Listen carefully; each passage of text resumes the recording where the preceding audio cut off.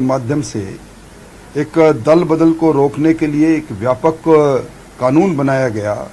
उसके पीछे मकसद एक ही था कि जिस दल से चुनकर आए उसी दल के साथ जब तक मुख्य राजनीतिक दल में विघटन नहीं उसी दल के साथ काम करें। अपने ही पार्टी के अंदर इस प्रकार त्यागपत्र देकर अपने ही आलाकमान को बैरिंग लौटाने के लिए अपने आप को इस्तेमाल करें। विधायक, चुने हुए विधायक अपने आप को इस त्यागपत्र लेकर और उस पूरे षड्यंत्र का हिस्सा बने, इससे बड़ा दुर्भाग्यजनक बात कोई हो नहीं सकती।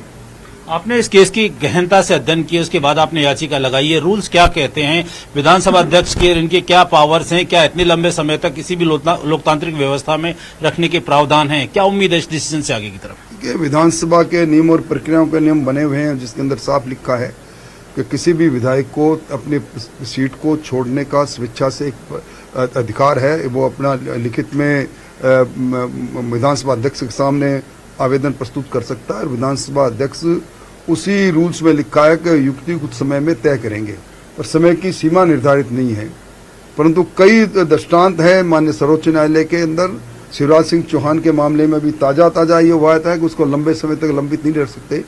एक समय सीमा के अंदर उसका निर्णय होना चाहिए। निर्णय करने का अधिकार विधानसभा अध्यक्ष को है।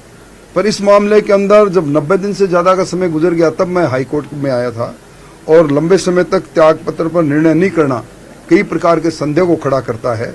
इसकी सारी बुनियाद कांग्रेस का अंतर्विरोध है। जब आज के कांग्रेस के राष्ट्रीय अध्यक्ष और तब कांग्रेस के दूत बनकर आए मल्लिकार्जुन जी यहाँ आते हैं और विधायक दल की बैठक आहूत होती है अशोक गहलोत जी के भविष्य का तय करने के लिए, उस समय विधायक सारे त्यागपत्र लेकर और विधानसभा अध्यक्ष के सामने उपस्थित हो जाते हैं।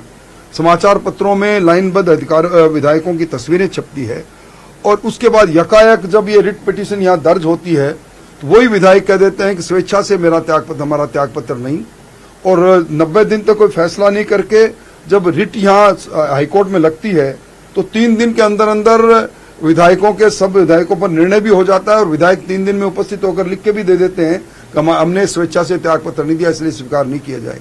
ये कई सवाल ऐसे हैं जो हमारे संसदीय लोकतंत्र पर एक इस प्रकार का सवालिया निशान खड़ा करते हैं जिस पर निश्चित तौर पर निर्धारण होना चाहिए।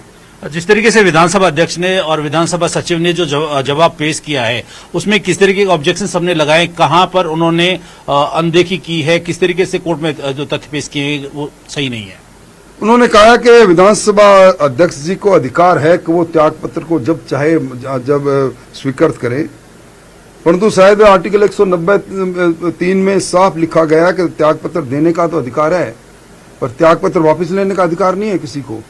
तो कई वैधानिकता को लिए हुए सवाल है और मैं समझता हूं ये देश के अंदर पहला मामला होगा जब चुने हुए जनप्रतिनिधि त्यागपत्र दे और उनके त्यागपत्र पर कई दिन तक लगभग कई महीनों तक उस पर निर्णय नहीं हो, जिसके कारण से इस प्रकार का सवाल खड़ा होता है कि सरकार की वैधानिकता क्या है।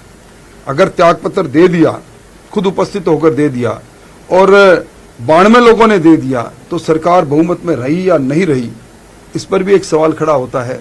तो इन सारे सवालों पर निश्चित तौर पर जब कहीं कोई जवाब नहीं मिलता तो एक माननीय उच्च न्यायालय के दिखता है, सर्वोच्च न्यायालय दिखता है जहां इस प्रकार के अनेक। तो आप नेता प्रतिपक्ष राजवेंद्र राठौड़ को सुन रहे थे और फिलहाल इस बुलेटिन में इतना ही। तमाम बड़ी खबरों पर हमारी नजर बनी हुई है। नमस्कार।